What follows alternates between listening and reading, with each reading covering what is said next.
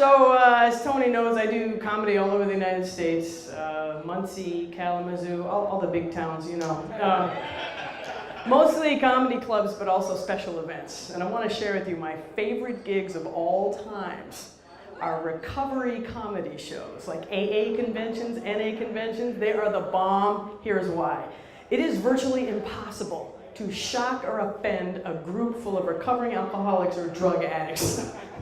We have done it all, right? Murder for hire, tax schemes, things involving farm animals, you name it.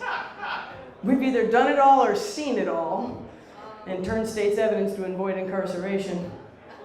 I'm not saying I did that. I'm just saying there's other people in jail because of me right now. That's all I'm saying. But like if I go to a regular comedy club and I tell the story about how I tried to sell my dying grandpa's OxyContin in a blackout, they don't think that's funny. I tell that story at an AA convention, people come up to me afterward comparing notes. They're like, no, man, he didn't tell you. He didn't have to tell you he was a cop just because you asked him. That there was a rookie mistake. Those shows are also the hardest shows because ain't nobody drunk or high up in there. Man, they are sharp as a tack. And you better be too, man. If you stink that place up, it's going to hang out there like a fart in church, man. That's it. So when I first got sober, when you get into recovery, one of the things they tell you right away is, alcoholism, addiction is a family disease. I'm like, really? How come I'm the only one in the chair getting confronted, you know? Y'all out there in couches. This looks like a Tesla logo. This ain't working out. What also didn't help, I don't know if any of you are familiar, was the 20 questions pamphlet in Alcoholics Anonymous or AA. Anyone ever seen this? If 3 or more of these questions are correct, you may be an alcoholic or a drug addict or whatever. I'm like, what?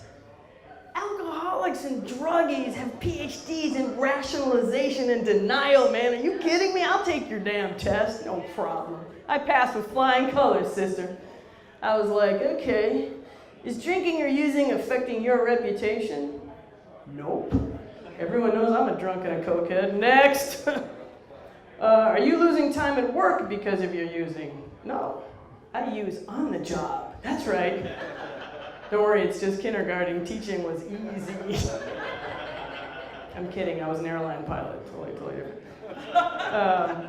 Is drinking or using making your home life unhappy? No, God, it's the only thing making it frickin' bearable. Are you kidding me? Sometimes you gotta look your parents in the eye and say, hey, it's my basement too. I gotta live somewhere. Give me a break. Do you drink or use because you're shy around other people? No! I drink because other people are assholes. That's why I drink.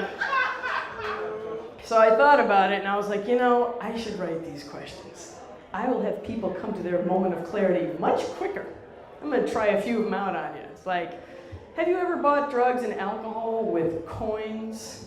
Yeah, you weren't going to that couch cushion to buy a Big Mac. You're on a big hit. Can you spell Cinco de Mayo, but you don't speak Spanish? That's no bueno. No bueno. Can you do your job slightly buzzed? If yes, how do you know this? Gotcha. Have you ever considered a career in law enforcement because you just seem to know so much about it? You ever watch crime shows with certain people and they know a hell of a lot about due process and crime scenes? It's like that, don't do that. Before hooking up to a stranger, do you find yourself saying things like, so is it like the good herpes or the bad herpes? There's a difference. Have you ever defended malt liquor? Boom! You might have a problem. But actually, it turned out, I took a DNA test and I found out I carry the genetic marker for alcoholism. Yeah, that's bringing sexy back, isn't it? Yeah, forget Ancestry.com or 23andMe. I actually used the California Highway Patrol. Millbrae exit 101. They're open 24 hours, which is really convenient. And I got my results in like 2 minutes.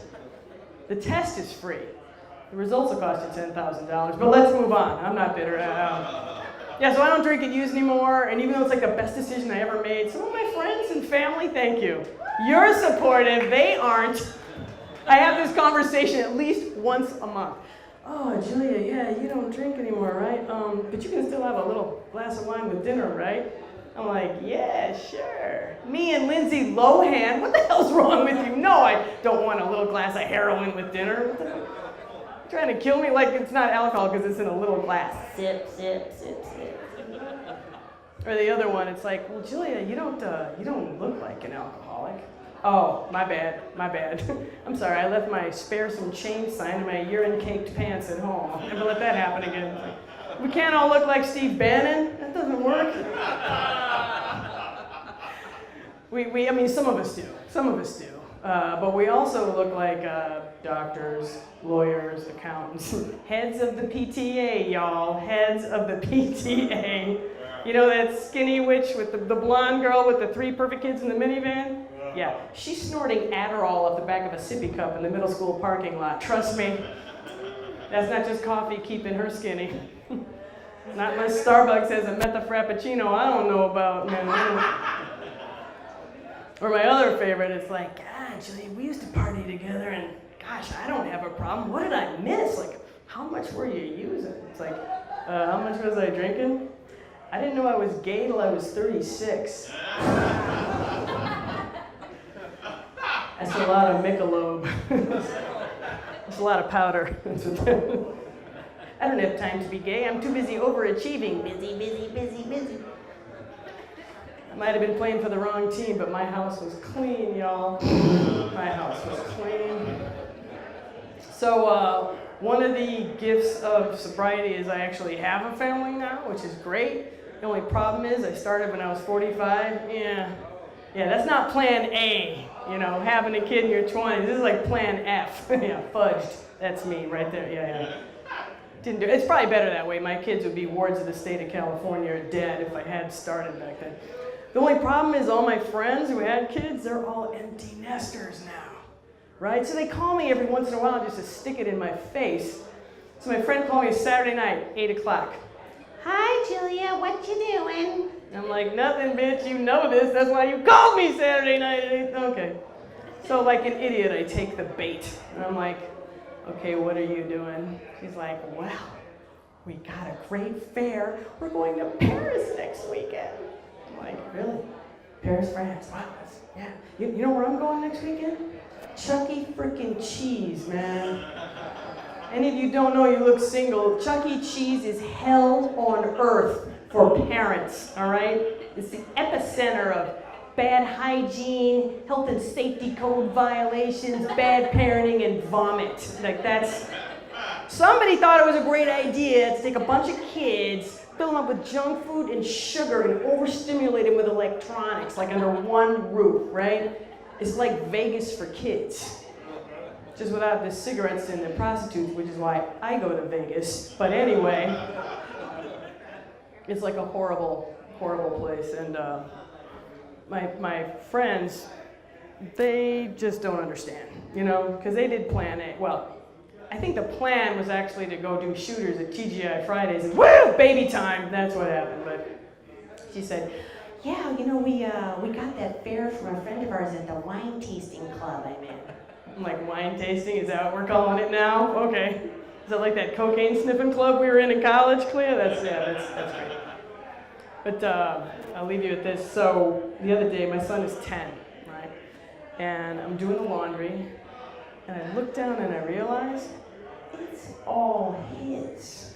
Like every sock, every nasty piece of everything. And then it hit me like a ton of bricks. I'm like, I'm just doing some dude's laundry. I cook all his food. I pick up all his crap. This was not in my lesbian life plan, I gotta be honest with you.